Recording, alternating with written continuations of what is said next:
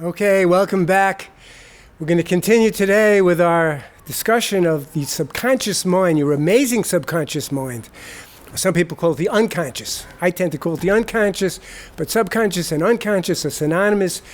Know that we're referring to the same thing. It's that part of your mind, as we said last week, which is outside of our awareness. By definition, if I'm unconscious of something, it means that I'm not aware of it right now. For example, at the moment, I wasn't thinking about elementary school, right? I wasn't thinking about Little League, but those are things that happened in my past. As we said, everything is recorded in the unconscious mind. Everything, just about, everything is stored and represented. So, by bringing the unconscious memory of elementary school or childhood or the old neighborhood or whatever it might be that's stored there, trauma, unfortunately, into the conscious mind, we gain control of it. That was last week. We talked about symptoms people have as being wake-up calls. Since everything is from Hashem, even our problems are from Hashem. And when we experience problems, we know this is just a wake-up call from Hashem who's telling us, you can grow now. You can improve. You can get better. You can get stronger. Okay? It's a different way of looking at psychology, psychotherapy, coaching. It's an emunah-based way. It's a faith-based way of reframing negative, sad, defeatist attitude, limiting ideas about people to empowered ideas about people, which are supported by the Torah, which suggests, not only suggests, but details how we can turn everything into a positive growth experience. We talked about the unconscious mind, just to review a little bit, as like a separate brain. Like you have a right brain and a left brain, a right side of the right hemisphere of the brain, left hemisphere, and they coincide, they are related to the right brain being the unconscious and the left brain being the conscious. Conscious is the rational mind. It's the mind, it's the intellect, the seichel, what you can be aware of at the moment, what you see now, what you hear now, what you feel now. We said it's like a laser beam that focuses on a very limited aspect of reality, but with high intensity. We need the conscious mind for logic and to do certain functions like planning and mathematics and logic and negotiating our way through the everyday world. Problem solving to some extent. But we need the unconscious mind is really not just an intense flashlight, it covers much more area. It's like a floodlight. Nobody really knows just how much information is stored in your unconscious mind. Probably everything that ever happened to you is somehow registered there. Of course, there are things that happen to a person even before they had language, even before he could speak, what we call pre-verbal memories. These memories are also stored to some extent in the unconscious mind, but in the body, which is fascinating because the body has memory.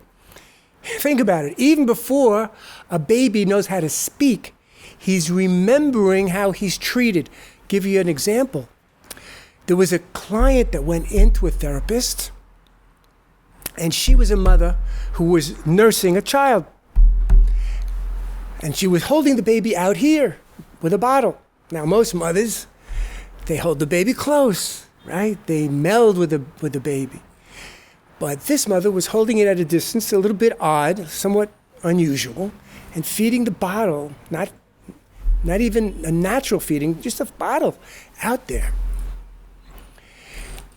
That same patient, under hypnosis, it turned out that when the therapist was curious about how that mother was nursed. What kind of mothering did that mother have? And under hypnosis, through age regression, it turns out that the mother had a cast on her arm. She had broken her arm, and she couldn't bend her arm. She's holding the baby like this because she has a cast. And the baby remembered being held that way, and when that baby grew up and became a mother herself, that's how she was holding her baby. It was what we call an unconscious reenactment. an unconscious replaying. Now, she wasn't conscious of the fact that she was holding the baby far away. She wasn't even thinking about it. It wasn't until some other people pointed it out to her that she said, yeah, why am I doing that? And she was able to make that adjustment and bring the baby closer because she knows it's better for the baby. But just gives you an idea how powerful the unconscious is in that even very early on, it's picking up things and imprinting, things are getting imprinted into the unconscious that have an automatic effect much later in life, 20, 30, 40 years later. Okay. We said that it's like having two brains or two rooms in your mind, and that there's a wall between it, which sometimes in our days is very prevalent, meaning there's not such good communication going on between the conscious and unconscious. That results in two brains trying to, they're acting on a person, giving a person different messages, double messages, conflicting messages. It causes a person to be in distress and anxiety. And this is the cause of symptoms. This is why people suffer. Because of a lack of wholeness, a lack of integration between conscious and unconscious mind. The whole purpose of immunotherapy is to be able to build bridges between the two halves of our brain. We said the right half is the unconscious, which is much more creative, conscious logical, unconscious creative, intuitive, artistic, much better at problem-solving emotional types of issues. It's more of a feeling mind, an experiential mind. Let's remember all good art and poetry and music, it comes from the creative unconscious. And we also said that the right side of the brain, what we're calling the unconscious right now, is Al Pi Kabbalah, according to the Kabbalah, the seat, where the soul, the Holy Neshama, is housed in the right side. So the creativity and then the spirituality are together in the right side of the brain. Left, of course, God gave us the left too. That's for logic. That's for trying to consciously analyze things, come to understand. We need to have a greater awareness of ourselves. We said that last time. That the purpose, essential purpose of life is to know Hashem, to have in order to do that, we have to have self-awareness. We have, and now we're going to add today on to some essential qualities, other essential qualities that your amazing unconscious mind has, which are not really brought out in the prevailing culture today, which has been highly influenced by Freudian ideas.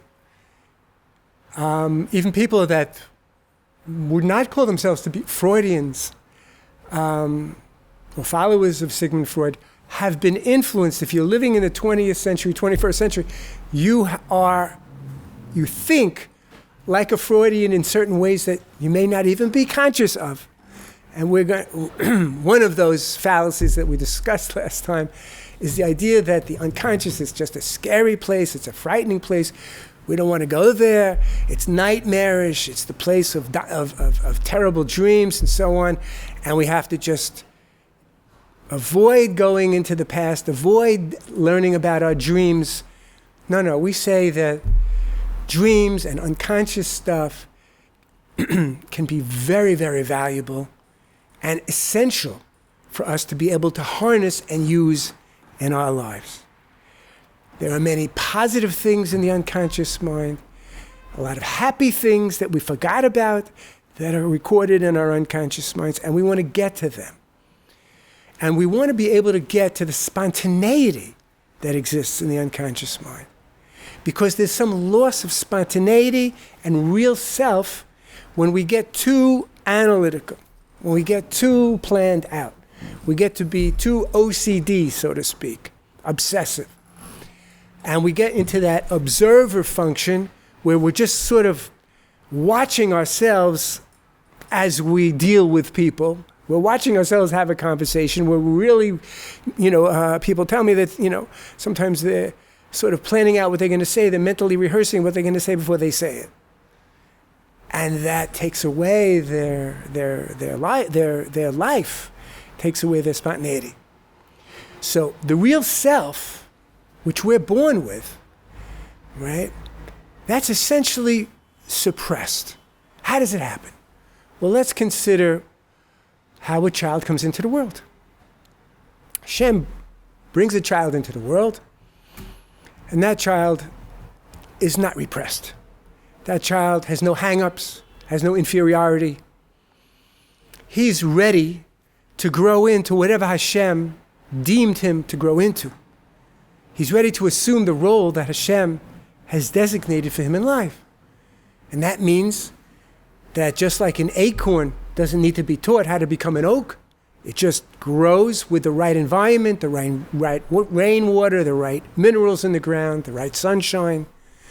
So too, every soul that's brought into the world will grow according to its potential and its own proclivities if it's given the right environment. In the case of a person, we're talking about the family environment, parenting, and stimulation, and enrichment, and encouragement, and protection, and taught morality, and taught that you can be who you are, that you can be your own true, spontaneous self.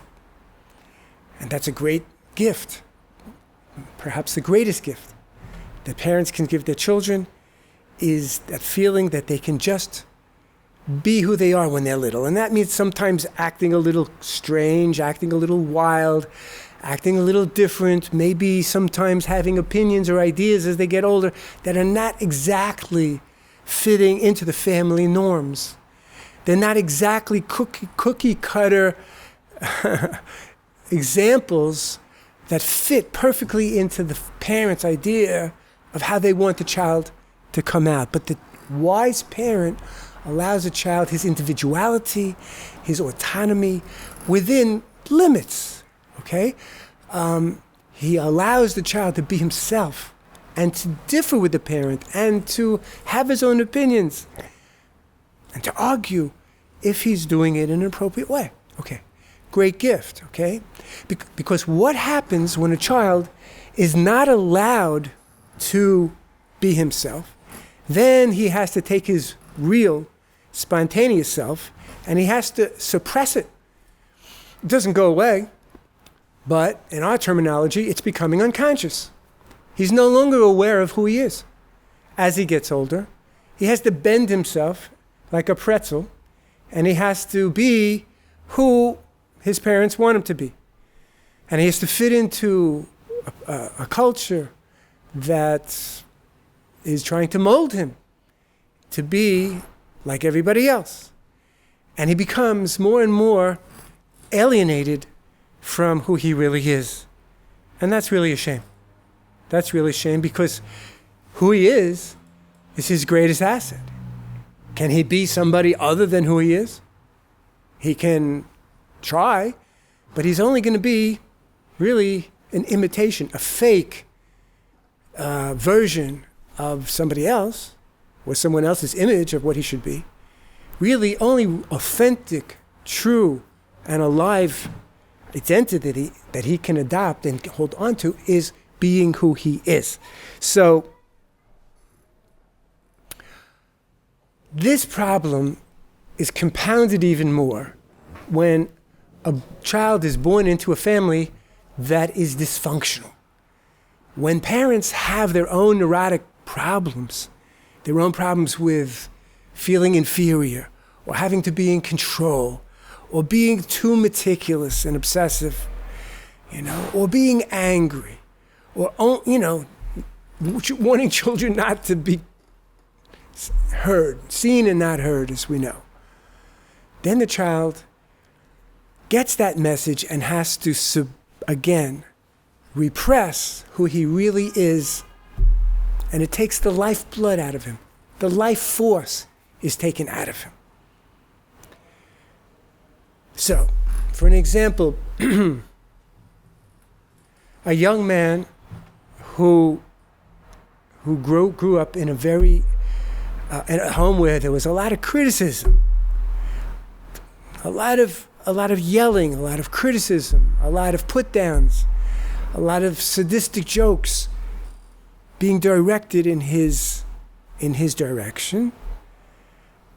And he learned to be quiet and not speak. Why aren't you speaking?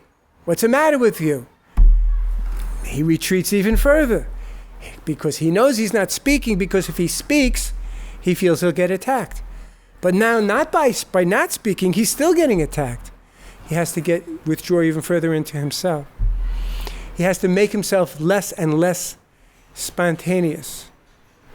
And as he represses more and more of his real self, he becomes an as-if personality. In other words, his whole personality is not real. He's acting as if he were what his father wants him to be, or what his mother wants him to be. And that is a real problematic situation for anybody. So you lose that real self, and the person has to be hypervigilant about watching his every move. He has to be careful about everything he says. He's always thinking and cheshboning in every situation what to say, what not to say, how to look, when to smile, when not to smile. He's lost his spontaneous self. But his real self is still in his unconscious mind, and we can help that person to get his real self back by helping him to see what happened to him, how he got this way, and what he's still doing to himself today to keep himself this way. Because now, even though father is not so much in the picture, he might be much older now, right? Father may not even be so much a part of his life so much. He sees him a couple of times a year for the holidays, and he puts up with him. But now he's got father in his head. It's no longer the father in his external life that's bothering him. It's the internal father that he carries around with him 24/7 who's really making him miserable. But Hashem does a big chesed. Hashem does a big kindness, because now the father that he needs to work these things out with is right here. He's right with him. We can bring him from his unconscious into the conscious. We can take him out of room B in his mind, right through that wall with awareness, into room A, which is his conscious awareness. And he can say, hey, wow, okay, I'm responding with fear like I used to 30 years ago when I was in a situation that's very different than today. After all, 30 years ago, he was powerless, he was helpless, at least that's how he felt, in the face of this tyrannical father and a mother who's quiet and not helping, not defending him, because she's also fearful of the father, perhaps. But now he has a greater awareness of his resources. He has adult resources. He's got a lot more wisdom and things going on in his life, and self-esteem from other things that he didn't have when he was young. And he has a coach, an Emunah coach or Emunah therapist helping him step by step. And he can very quickly regain who he is, which is tremendous, tremendous experience for a person. It's a breakthrough that makes a person feel like, wow, I'm reborn. Mamish reborn, a new person. Amazing. So until that happens, he has to guard himself that nothing should leak out. Because if he says something wrong, that's how it started. He said one thing wrong. A little anger escaped from his childish lips. And the father could not tolerate that outbreak of anger, had to assert his authority as a father. That's chutzpah, don't ever speak to me like that, or something like that. One child learning, it's called in psychology. And that child repressed himself, and it happened. It's usually not just one trial, it happened again and again and again until, that young little plant that is about to blossom and break through the earth had a big boot come down on top of it and smash the life out of it, smash the individuality out of it. So, guarding against leaks. We start spontaneously, and then we lose the spontaneity because of the harsh environment that the child might grow up in. It happened once, happened twice, 3 times. It becomes devastating for that young kid to be himself. But this young man, as a result of bringing more and more, working on himself in earnest, in a very short time, by facing his fears, facing his unconscious fears, not being afraid to go back and remember some of the stuff that happened to him, he's starting to speak out more. He's becoming more proactive. He's becoming more social. He's able to take chances by saying things. I'll give you an example. He went to pay a visit to a mourner. In a house of mourning, usually we're all more careful about what we say. God forbid, we don't want to offend the person, we don't want to hurt the feelings of the person who has just incurred a serious loss.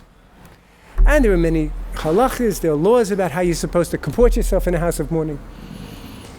This person, because he's becoming more real, becoming more himself, he said something, he made some kind of a joke. He made some kind of a joke to this person who's sitting shiva in a state of mourning within the first 7 days of having lost a significant other. And the joke went over beautifully. Somehow his unconscious creative mind, it just understood the context. He became more sensitized and focused and was able to put himself empathically in the situation of this mourner. And he made a joke about the deceased that helped this person with their mourning. And when he later explained to outsiders who were not there, they didn't have that context. They said, how could you say something like that? To a mourner, you're going to speak like that? You're going to make a joke? You should call him up and you should apologize. So he called him up and he apologized, and the mourner said, I wasn't offended by what you said at all. This was a therapeutic, this is what we call a corrective emotional experience. Because when that mourner said to him, I wasn't offended by what you said, it was very appropriate, and I appreciated what you said. It really lightened my load at that time. It was a corrective emotional experience. The only reason he was able to get that corrective emotional experience is because he's been making unconscious stuff more conscious. He's had the guts to do that. And he's stronger. And he's stronger and he's more able to face what he's been doing to himself all his life. It's been a big help. And with Hashem's help, he'll go weiter, he'll go further and further. So, we know that there are a lot of very positive things in the unconscious mind. The unconscious mind, once it learns something, it can do it automatically. It doesn't have to think step by step like the conscious mind has to do. For example, anybody that learned how to drive knows that in the beginning, before you drove a car, you had to have a whole conscious checklist of things to remember to do when you get in the car. You have to remember to buckle your seatbelt. You have to remember to check your front view mirror and your side view mirror. You have to remember which pedal makes the car go, which pedal makes the car stop.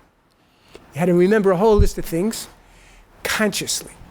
But once you learn how to drive a car and you know the rules of the road and you know the signs and what all of the things mean, then learning drops into your unconscious mind. You don't have to think about it. You just jump in your car and go. How you doing it? You don't know how you're doing it. How are you reading today? You don't know how you're reading. But when you first started to read, it wasn't so simple. You had to consciously learn each letter and each word, and you had to think about it a lot. But the advantage of the unconscious mind is you don't have to think so much. You just know. And it works that way with emotional issues as well. One of the aspects of unconscious that we don't learn from Freud is that it has great problem-solving capacities and it has great creativity. Great creativity. So, for example, Freud looked at the unconscious dreams that people had, and he saw mostly bad things in those dreams.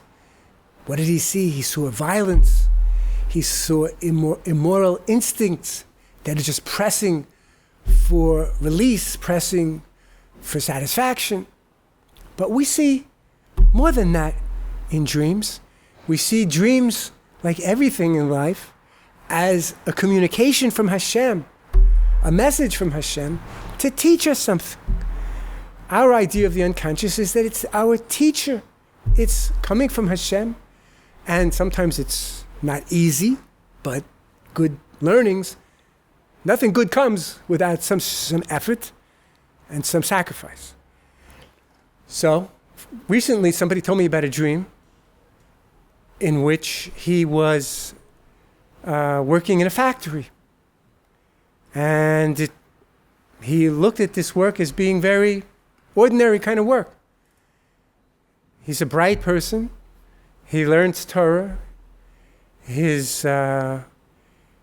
Probably his vision for himself in life, his conscious vision would not be to work in a factory. I don't think he's the kind of person that looks down at a person who works in a factory. It's just not something he would see himself ultimately doing. Nevertheless, he has this dream of himself as a worker in a factory. And he's getting along with all the other workers, all simple people, good, honest workers, making a day's, working a good day, earning their daily wage. But simple, down to earth. That was the tone of the dream. That was the theme. Simple, down to earth, achdus, people working together. That's the idea of his dream. Now, without any knowing the context of what's going on in his life, it's impossible to interpret such a dream, because somebody else could have had the same exact dream, and it might have had a completely different meaning, because the context of that person's life is completely different than the context of my friend's life. In the context of my friend's life, which, Baruch Hashem, I'm privy to, is that he's been working on himself to be more of a humble person. He's been working very hard. Nobody would ever consider this person, looking at him, to not be a humble person. He looks like the epitome of a humble person. And he has a lot of humility in him. But he has become much more self-aware than the average person through the work we're doing. And through his self-awareness, he's been able to tease out and identify certain non-humble aspects of his personality, which are mostly unconscious, mostly out of his awareness. And as he has uprooted them and become more aware of them, Hashem is giving him additional help by sending him a dream like this. Now, Freud said the dream is the royal road to the unconscious, and in that he was correct. Where he was completely off base was his conception of what the unconscious is, which was, as we said, just instinctual desires that were not savory. Those of us with an emunah-based, a faith-based conception of the unconscious, we see that there's a lot of goodness in the unconscious, there's a lot of holiness. After all, we said that the right half of the brain includes the soul and the creativity and the spirituality of a person. How could that be all animalistic? How could that be all bad? Can't be.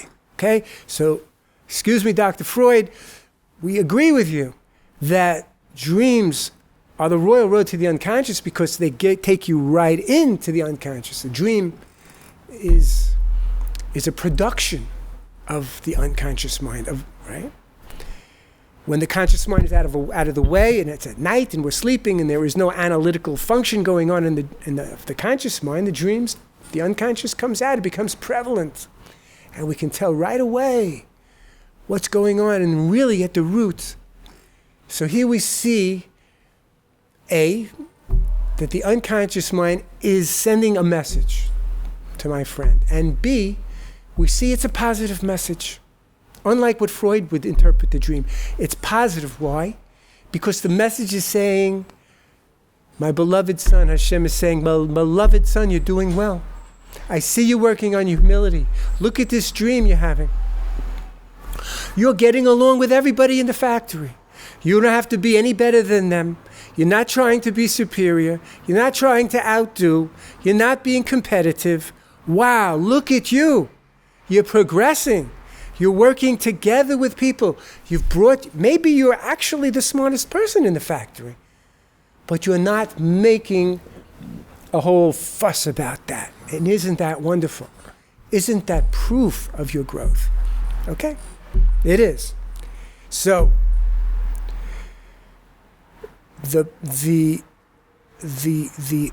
again, we're talking about the conscious mind and the unconscious mind in this series.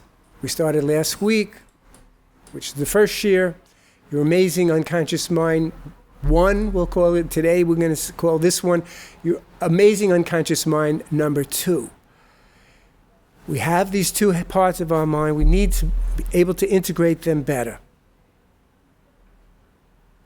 Okay, so if a person... Now, what's wrong with the idea that I get conditioned to things? Like the person who believes, because he has a phobia of getting on trains and buses and airplanes, he believes that what's really holding him back is the airplane or the train that he's getting on. As soon as he sees a train, an airplane, his heart starts to beat faster, his breathing starts to get labored, his muscles tighten up, and he gets all the symptoms of anxiety. So he thinks that the cause of anxiety is the train or the plane or the boat. And to some extent, that's true. That's conditioning theory. And to some extent, Pavlov was right. Pavlov's dogs, his experiments that show that human beings also get conditioned somewhat like animals. But there's a big difference between the way we get conditioned and the way the animals get conditioned. Because a human being is also looking to understand things. Animals don't look and try to understand what's going on around them. They're not trying to make sense and analyze, right? They're not looking for the meaning of things. They just act instinctually and live moment to moment in their instincts, in their gut reactions, so to speak. But, like we said, a human being, from the time he's even a child, he's writing a script in his mind. He's trying to explain why do my parents hate me? How come I have no friends? Or, how come today I had a great day? What made this a great day? What did I do different today that I didn't do yesterday? How can I learn from the experience? Human beings seek to learn and understand the world around them. And Hashem would never create a human being that doesn't have that ability to know and understand things, because a human being needs that capacity to know and understand the most important thing that he has to understand in life, and that's the Creator himself. It wouldn't be right for Hashem to create a person with a purpose and not give him the capacity to be able to fulfill that purpose. But before I can know Hashem and I can understand Hashem, who has infinite meaning, that I can learn about and understand as much as I can in my lifetime, but I'll never understand completely. Before I can understand Hashem, I have to be able to understand myself. I have to be able to access my real self, to know who my real self is, and then only through a real connection with me can I have a real and authentic connection with Him. Right? So, we know that people seek meaning, that they have unconscious scripts, and that from an early age, children decide unconsciously what their opinions and attitudes are about people in general, about life in general, They develop their own attitudes about themselves, their own self-image, their image of others, their image of the world. Is the world basically a good place, or is it basically a scary place? Are people basically good and helpful? And there are just some There are some rotten apples in the barrel, but the barrel is basically composed of good apples. Or is, good people hard to find? They're far, and, you can't find too many good people. And the world is a scary, horrible, horrific, and nightmarish place. These issues are decided early in life. And these unconscious scripts that are not working for us have to be revealed for the sheker, for the falsehood that they are. We have to come to see that they were developed and written under perhaps adverse circumstances when a child was in a very difficult or traumatic situation. And we have to update the file, so to speak, right? Okay.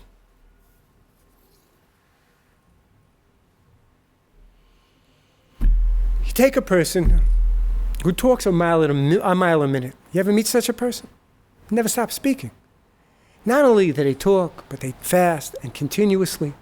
And they never stop and pause at the end. There's never a period at the end of a sentence. But the quality of the speech is very pressured and very obsessive. And you see that the person is laboring. It's agonizing. They're trying to get every little detail into what they're telling you. They're trying to cover all their bases. They don't want to leave out something that might be so significant for you to know, as if you need to know all 1,000 details of what happened to the person when they went shopping that day. Okay. Or what happened to that person when he had a business meeting. I don't know. But if he would leave out one detail, he thinks you're going to misinterpret the whole thing. So he's obsessively telling you everything with pressure. Or the person who is speaking so much, he's speaking not with you, not having a conversation with you, but he's having a conversation at you. You're the object. He's speaking to you as if you were a piece of furniture. You're an object. You're not to this person yet a human being. If he saw you as a human being, he would see he's boring you. He would see this is a one-sided conversation. He would see he's just dumping on you. Right? But he doesn't have that awareness. He doesn't see the impact that he's having on you. And you're just there as a receptacle, so to speak, for what he has to say. In both these cases, what's this person who's talking in a pressured way has to get everything in there compulsively, or this person who's talking to ward you off because he feels threatened by you. He can't see you as a real person. To see you as a real person somehow would be threatening to him. In both these cases, the person is not consciously aware of what they're doing. They don't have conscious awareness of it. So he's acting out something unconsciously that he's not even aware of. He doesn't realize he's talking too much. As he starts to work on himself and he starts to face it, he realizes, hey, you know what? I think I talk too much. I'm starting to notice I talk too much. People aren't going to tell him. Most people are not going to give him this kind of feedback. He's got to be usually in a professional situation, where a professional mental health worker, hopefully one trained in Emunah, which we'll get to later because we train therapists in Emunah therapy, to add that to their armamentarium of how to work with people. But he's not aware. As he becomes aware, he starts wanting to talk less. And he starts to want to hear what other people have to say. Because he knows he's not in that situation anymore that caused him to push people away with speech. I have people that have come to me who were never listened to. They were in families where nobody ever wanted to hear what they had to say. Their opinions didn't count, right? So now they have a chance to express their opinion. They have a captive audience, and you can't stop them. They talk and they talk and they give you their opinions to the point where it's too much. Again, this is part of making the unconscious conscious. As we reveal to the person what they're doing, it becomes helpful to them. Hey, you've been speaking. I'm just want to bring it to your attention that for some reason today, you've been speaking for almost the whole 45 minutes. And I've hardly said anything. Isn't that interesting? What do you think that means? I don't know. And I also noticed that you were not only speaking, but you were speaking with a lot of pressure. Yeah, I know, I felt that too. I'm not quite sure why. I seem to have a lot to talk about today. Or with someone else, and that gets the person thinking and questioning and looking into himself. And the more he looks into himself, the more he wonders himself, the more he can make himself whole by finding more of who he is. What's going on in him? Why is he? Why am I talking so much? What's the anxiety behind why I'm talking so much? Or in the case of the other guy, who needs to push people away, sometimes he may need to hear, and this wasn't easy for him to hear initially, but now he appreciates hearing it. Hey, you know what? I think you want to do all this work by yourself. You're talking as if I'm not here. Maybe you feel that you don't want to feel like you need me too much. Maybe you don't want to feel like, maybe it's actually hurts your pride to some extent to accept that you're coming to someone else. After all, you're a big rabbi, or you're a big professor, or you're a doctor. Why should you have to be on this side of the desk and I'm on this side of the desk? So you're going to show me how smart you are, and you're going to figure yourself out all by yourself and just show me how smart you are. And you know what? I see you are very smart. And I think that you're right about a lot of things that you've said about yourself. But maybe the most important thing today that Hashem is now going to show you, maybe through me, the most important thing that you needed to figure out about yourself today, you didn't. You didn't figure out. And that is how you have to be so super independent and not feel like you need me or need to depend on me for anyone else, for any help. And he's really learned to appreciate that. Why?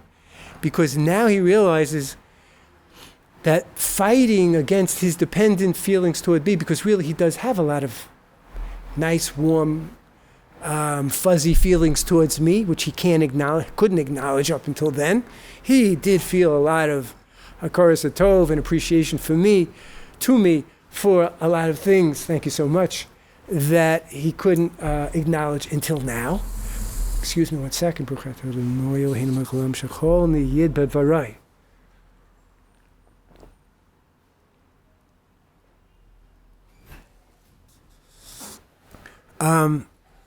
But now that he can allow those feelings in, and he's more integrated, he's more whole as a result, he's able to be more insightful. Insightful means that now he knows that he doesn't just do this with me, he does it with everybody. That the same way he has to be unconsciously still holding himself above others, and therefore can't be bringing himself onto the level to connect in a real way with others. He has a false connection with God as well, because part of him still thinks he can't submit to God, right? That he's nothing if he can't be like a God himself, in a sense. He sees how he replicates this with other people. What he does with me, he does with his wife, he does with his kids, he does with his chavrusas, his study partners. And it has freed him up enormously to be able to be more real, as he learned more about himself through his willingness to do this work and not be afraid and confront the resistances. Last week we said there are a lot of resistances to doing this. The resistances, coming from the evil inclination that tells us, hey, don't go into that part of your brain because it's scary there. It's frightening. You're going to unlock, a Pandora's box of anger, of lust, of a wish to retaliate. You're going to bring out all those resentments. You're going to start to get in touch with your real feelings towards your parents instead of denying it and say, oh, I had a wonderful childhood. My parents were so loving. They were so great. Yeah, they were. But there's another side to this story. And if you keep shoving it under the rug, then you're going to have a proverbial lump under the rug that gets higher and higher. And ultimately, he's going to trip over all that stuff that he's been shoving under the rug for all of these years. So why wait till then? Let's clean out what's under there. Not be afraid to do that. Realize that it all came from Hashem. Everything that happened to you in your past needed to happen. That's a hard one.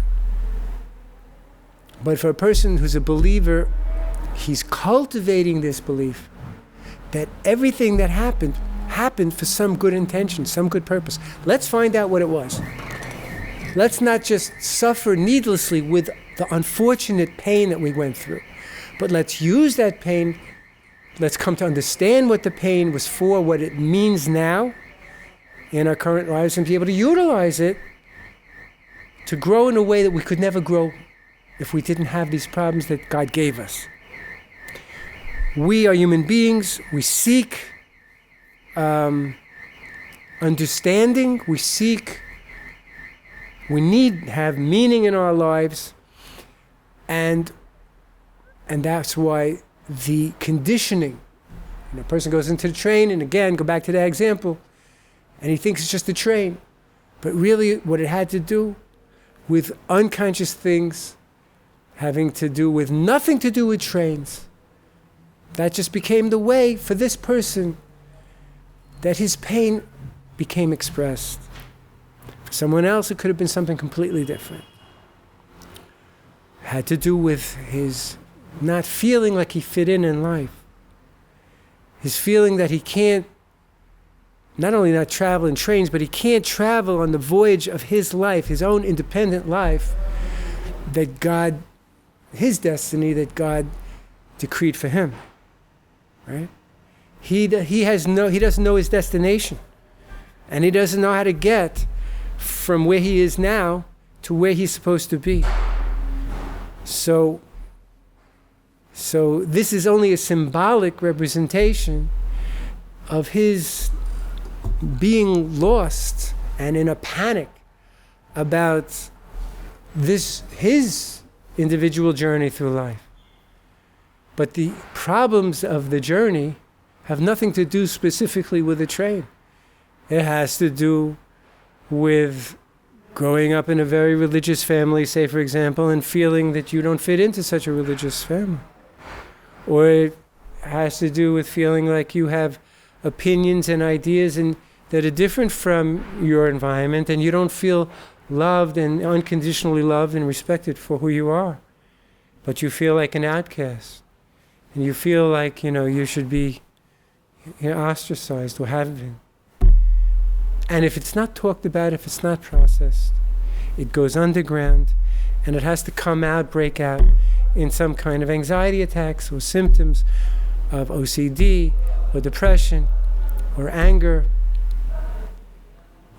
or other types of problems, narcissistic problems, right? Or inferiority problems.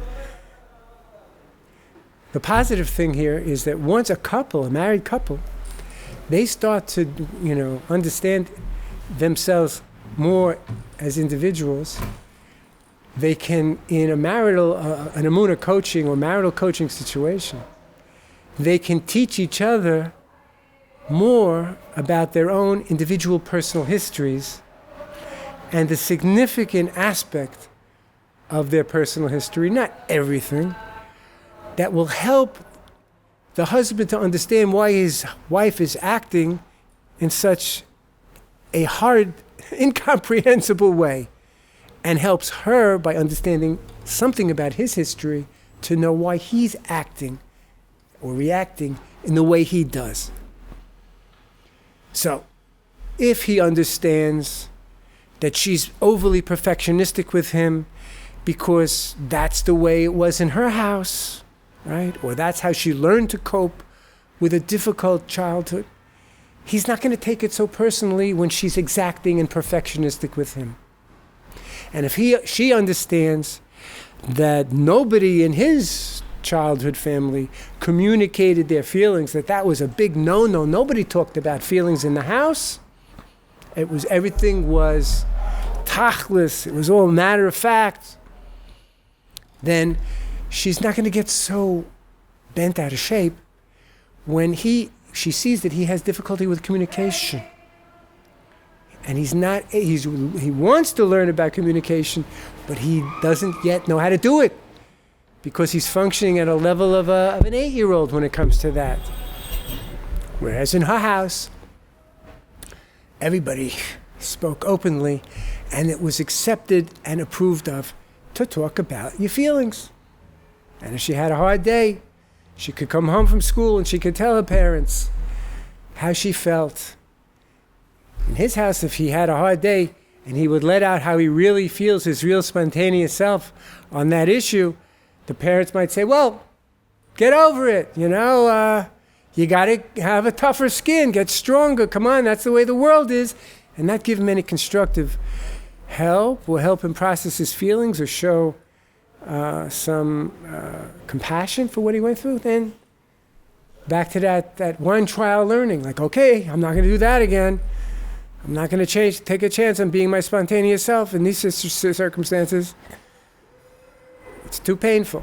I'll just make believe that I am in control of everything, and I don't need parents for that kind of stuff. I need parents for food and shelter and allowance and Hanukkah presents, but not for anything having to do with my inner life, my inner emotional life. Right? That becomes the script that gets written in. Parents are for this, they're not for that.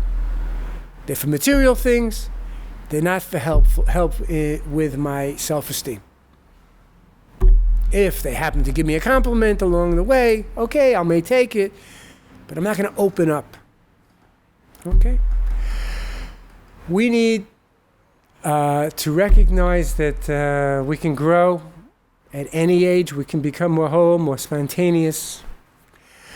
One of the pleasures of the work I do is that I see people growing and becoming more of their real selves, even in their second, third, fourth, fifth, sixth decade of life.